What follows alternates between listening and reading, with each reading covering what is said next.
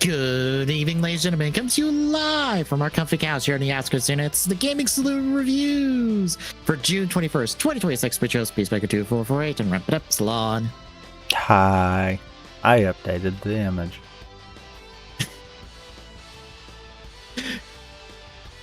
I see you have updated it, technically with a spoiler for where we're going.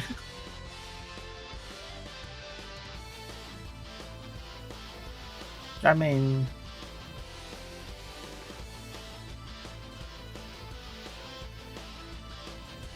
is it technically a spoiler?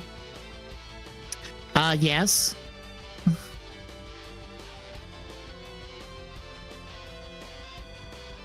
Look at Aqua. Look at what Aqua's wearing.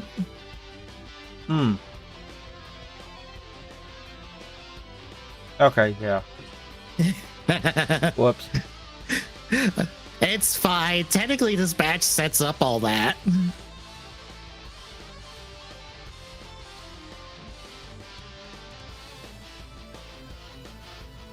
Because this week is setup, and also, did you watch the movie? No? Okay, we have to recap the movie real quick.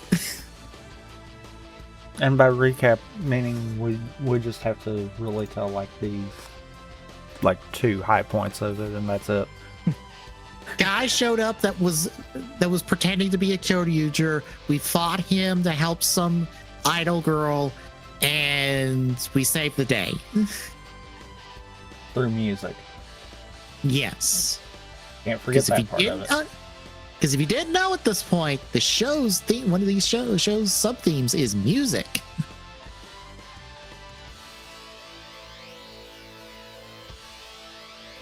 yeah, it is 37 through 40 this week. Any thoughts going into this?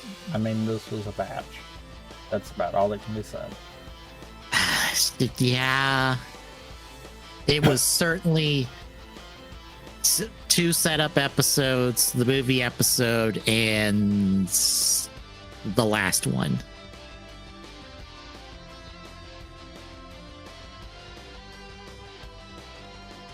So we will kick off with episode 37, Revenge the Ghost Demoth Army. Chaos has decided to fuck off for approximately this entire batch, so Dogol's in charge. For all that matters. He will do almost nothing. It'll be like as if Chaos was here, because Chaos also does nothing.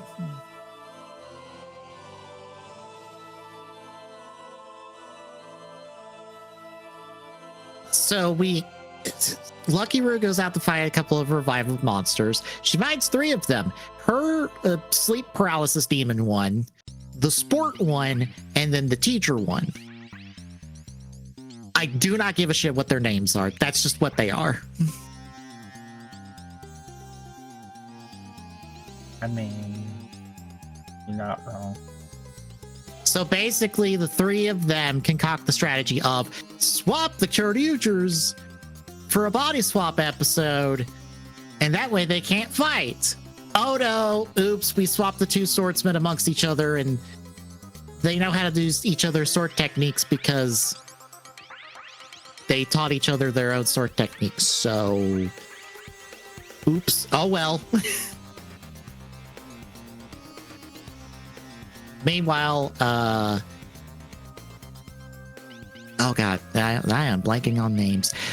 Soji wants to learn Torin's special attack, and Torin's like, you can't handle it because you're not a monster with regenerative abilities, so stop it.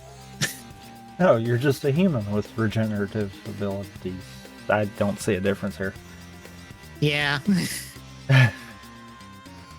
So Soji is sad, even though he's been learning how to do it. Eventually, they run the monsters off. They come back around. The monster's like, I will swap the swordsman to other people this time. And so they get an advantage until they're like, swap weapons. And it kind of evens out the fight until Torin shows up and then gets swapped again. And then one of the monsters is like, I'm going to do the attack, because half this episode is also a recap of shit that's happened so far. I don't know if this is supposed to be a recap episode, but it feels like it's half a recap episode. This whole batch feels like a recap batch, though. True. It felt especially egregious here because you have the monster going, the one teacher monster going, bragging gigas, blah, blah, blah, blah, blah. Choryu Silver, blah, blah, blah, blah, blah. And I'm like, I'm skipping. I don't care. I know what's going on. Please stop. But Soji blocks the attack and is like, you didn't do it right. And then kicks the monster's butt, breaks the pillow, so everyone gets swapped back. They blow up the monsters. They get big. They blow them up again. Torin's like, I will teach you my fighting style so you don't hurt yourself. Episode done. 38! Love touch, the most beautiful Zorima. Our bad guys can't create monsters because they're out of juice. So we upgrade a goon with the power of Magical Girl and makeup to put bad makeup on women, and that gets them I think juiced. it actually is to suck their beauty. Yes.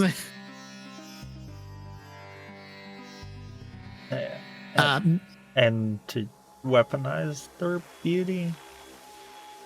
But yes. basically what Hollywood does. Yes. Meanwhile, underneath all this, Tessai's back because he's recharging, and he's thinking about passing on his powers to someone not dead. As it turns out, his not double is here. Spoilers, it's played by the same actor. This person who is basically just Tessai in a wig. And Turns not out to be even the a good author wig. of. Nope. He's just this guy turns out to be the author of the manga that's been in the background for Kyoryu Pink and Lucky Roo this whole show. And he convinces Abi to pretend to be him to go visit a fan that wrote in that turns out to be Lucky Roo. Because we've set this up beforehand for anyone that didn't pay attention and or care. Yep. Basically, this whole thing is to show that Lucky Roo in this episode and the Canderilla in the last episode are not really bad monsters because their whole point is to gather happiness. And if you haven't noticed, every time they've deployed a monster, it doesn't really do anything bad until somebody fucks with it.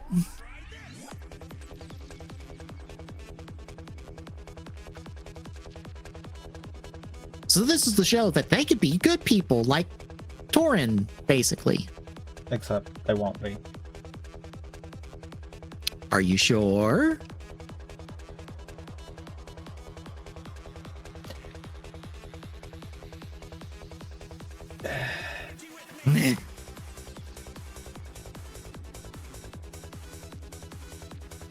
I feel like I want to still say yes. Anywho, it's Amy and Lucky Roo bond a bit before Amy has to head off to go help fight the monster.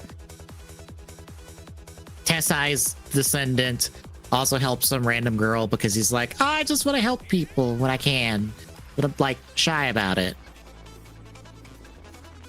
And Tessai's like, he could be a Kyoryuger, but I'm gonna step in now.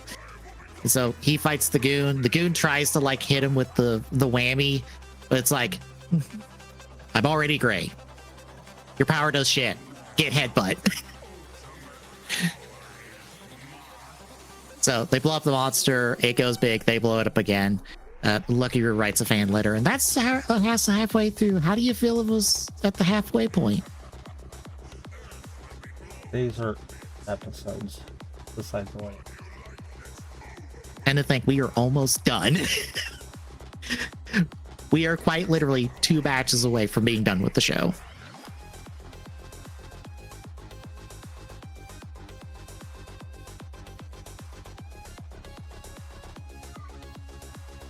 Sentai really is better week to week. Because in batch, you really feel the pacing just crawl. Oddly enough, yeah. It's weird. Writer's usually better in a batch format, whereas you're right. Sentai does feel worse, kind of deal. Yeah, because you're just like, yep, nothing happened this episode, and this episode, and this episode, and oh god, it's been 2 hours, and nothing of note has happened.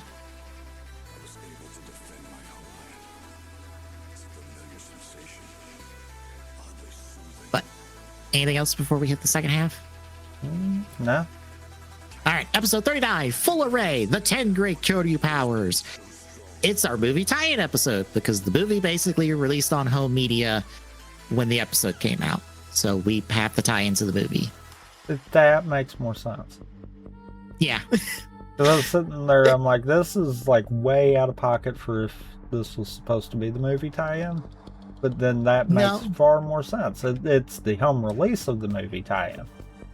Yeah, now we have to make the movie plot relevant. And by plot relevant, basically D shows up, steals some spring water, is drunk for the entire episode. Quite literally. Yes.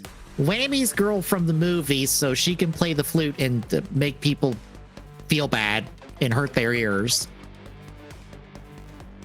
And the rest of the episode is basically Sakamoto fight scene.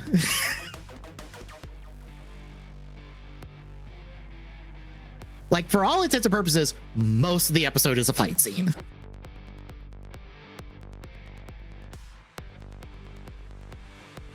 Because the only other thing of note is Amy is dense, Violet is jealous, is trying to get Amy jealous, and it's not working because she's too thick for this. Mm-hmm. Just like how Daigo's too thick for this.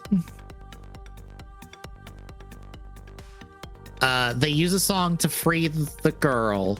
She's got Topaspino's Beast Battery like fully charged. So we get a special version of Carnival with Stagochi and Topaspino for some reason. I don't know why specifically those two.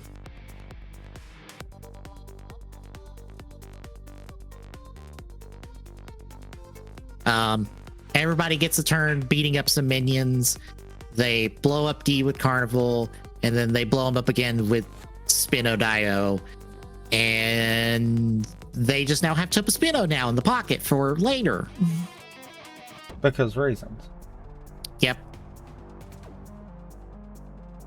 Also, since I watched this episode, I am reminded, they could have given this another female ranger, but they decided not to. Could have. Yeah. In fact, Power Rangers actually did something with a good guy version of Death Ryuger, but Sentai, nope, not going to do anything with that.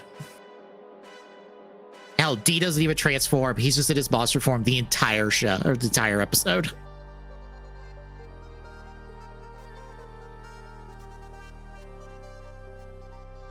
In fact, he doesn't even transform in the movie. I forgot. We don't even know how the transformation works for Sentai. Because no one transforms.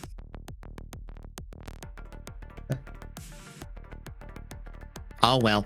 Episode 40. Good and cool. It's tough being an old man. It's a Nobuharu episode. Where he's at a basically a attempt to get married thing. I forget the exact name for it. He's getting set up on a date. Spoilers, he's being set up with Candarilla without no one realizing. Ramirez is also in the background, trying to pretend to not be some English Viking guy. And Nobuharu's sister's like, your lies are getting worse, you know that? Well, it also doesn't help that she knows exactly what's going on, too, so. Yep. She's like, this is getting worse. You're bad at this. Oops, set you up with a monster. And this entire episode is basically Nobuharu and Candarilla getting together, basically. Setting up some chemistry between them. That apparently was a one-off line prior. I forgot about it until they showed the flashback. Yeah, I forgot about it until they showed the flashback, and I'm like, oh yeah, that did happen. Oh right, they are trying to do something with the two of them. Okay. So they're fighting a camera monster that is doing gags with movie stuff, because basically Amy's the one been on a movie binge, so they're stuck in movies that she's thinking about.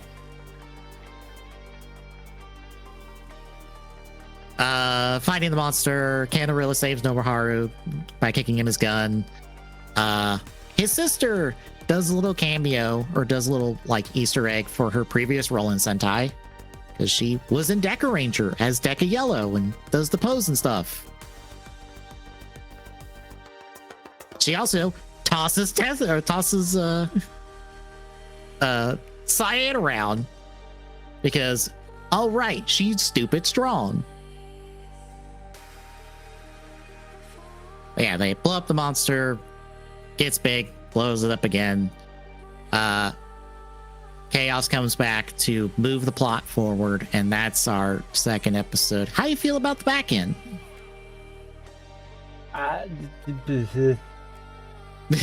Again, this is a patch.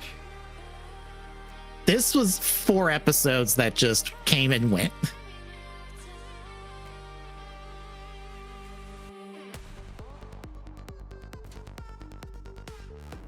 Like, there's a plot point of note in like 3/4 of these that will be followed up later. That is it. Nothing else of note. So yeah, so that's that is that. Any other thoughts? No. All right. In 2 weeks, we've got our penultimate Kyoryuger batch. And then I get to see what our final four is for the batch afterwards. I can't wait for the whammy to survive. I mean, same. Like, I don't think it's that bad of a... Like, considering all the whammy picks I have on there, it's not that bad. But I do think it might, like... Once we hit that apparently start over point of the show, I'm just like, oh, we're probably going to quit this show at that point. Because we're like, we're doing this again. Especially coming off of Zyuden Sentai Kyoryuger. Yeah. We're probably going to end up hitting that point and being like, why? Yeah, I think... Let me look at the wheel again. There is one that is that could... The length of it more just depends on how much you feel of watching the show, because it's 5 seasons, but it's only 12 episodes per season, so it kind of ends up being a normal length Toku show, but it's not a Toku show. It more just depends. And then I have to figure out how we're doing that one. And then the others are just regular shows. Okay. But yeah, we'll see in 2 weeks or I'll see in 2 weeks what the final four is. And in 4 weeks, you'll get to see what the wheel ends up choosing at the end of the show. But between now and then, Thursday more cads as we actually make progress on Agito, because I've basically done the same thing for 2 weeks in a row because I wasn't happy with the legs, and now I'm happy with the legs. Yay. Friday is Godzilla Destroy All Monsters for Cubiverse. Saturday will be something. Yeah, I had thought of something and now I forgot what I had thought of. I was about to say Starbucks is next week, so right? Or is it this week? Okay. So I thought maybe your idea for the Star Fox comparison, but I mean, we probably could.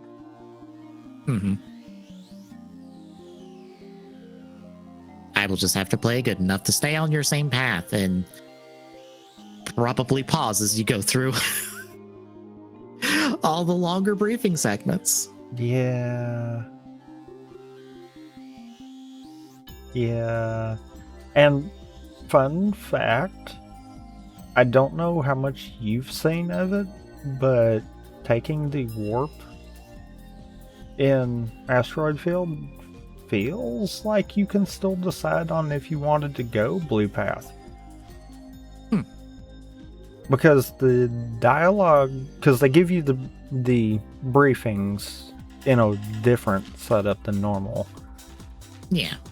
But the briefing at the end of it was saying about basically it being Fox's choice on which one to go to. So I think they kind of are giving you that option to still go the other way if you would rather. I'm trying to remember how the warps worked in Zero. That's the same way it did. Because I don't remember. I don't remember either. I know some of those warps technically sent you backwards.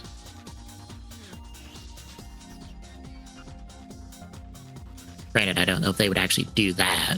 No, it don't look like that. It looks like it's still similar. It's a case of you can choose to change which path you're on, which usually is only reserved for post beating the game once. So that's one of those that's interesting that's there for right out the gate.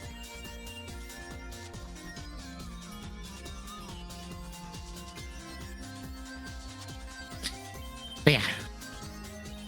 until we're decided. It's TBD on Saturday, and next Sunday is CGS. We get to talk about Xbox. Just, I can't wait for more to happen between now and then, because it is not good, and somehow I'm expecting it to get worse.